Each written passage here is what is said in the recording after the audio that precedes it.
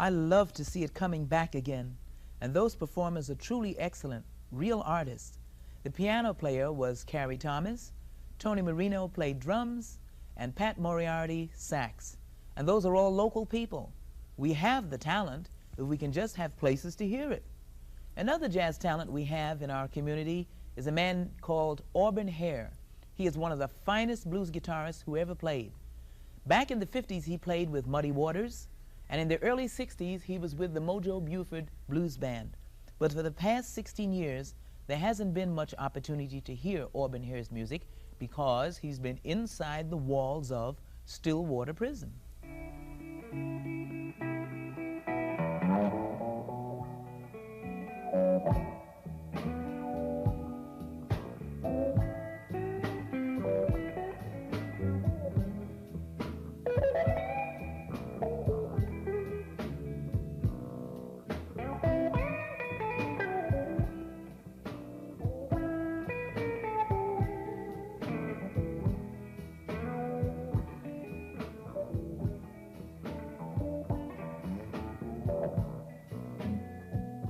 Auburn Hare is one of the greatest living blues guitar players. He gained his reputation for playing the blues as a sideman in Chicago bars and blues joints during the 1950s.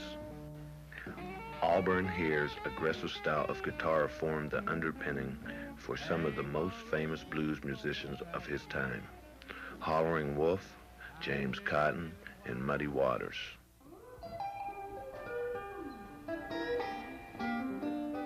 Today, Auburn Hare is nearly forgotten. For the past 16 years, he has been in Stillwater Prison, serving a life sentence for killing a police officer. Well, it was just one of them things, you know, like a domestic argument, and some neighbor decided that she wanted to call the police, and I don't know what she told them, but anyway, it come turning in. I got shot in the back 3 times, you know. So the reaction is, well, you know, you protect yourself, you know. That's the way that come down. We appreciate everything. Dan Schulman has attempted 4 times, without success, to secure an early parole date for Auburn. And, you know, the only thing I can conclude is that it was the nature of the offense, specifically the victim, that the victim was a policeman. And, you know, I think that's unfortunate, and never tried to minimize the seriousness of the offense. But after he's been there 16 years now, he has had 2 major cancer operations. His life expectancy now is less than 5 years under all medical probabilities. He is not regarded as a threat to anybody. He's been a model inmate. He has got great musical talent. He can still contribute to society with that talent. You know, you got a lot of time to do, so you do it. When you don't try to do it 2 or 3 days at a time. You do it 1 day at a time. You know, just one. Turns out much better. Although he is not considered ready for release, prison authorities do recognize Auburn Hare's musical talent, good prison record, and poor health. Since his transfer to minimum security, he has been allowed to perform for audiences outside the prison. Auburn Hare has been rediscovered, but he doesn't have much time as one of the greatest.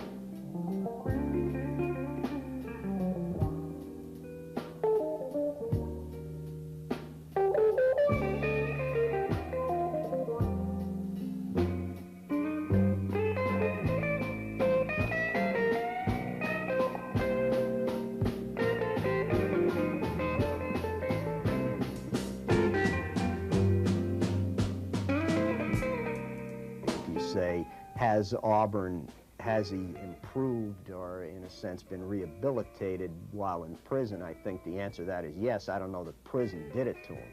I don't know that prison rehabilitates anybody, except that it isolates them, and in some cases it makes them think about their lives.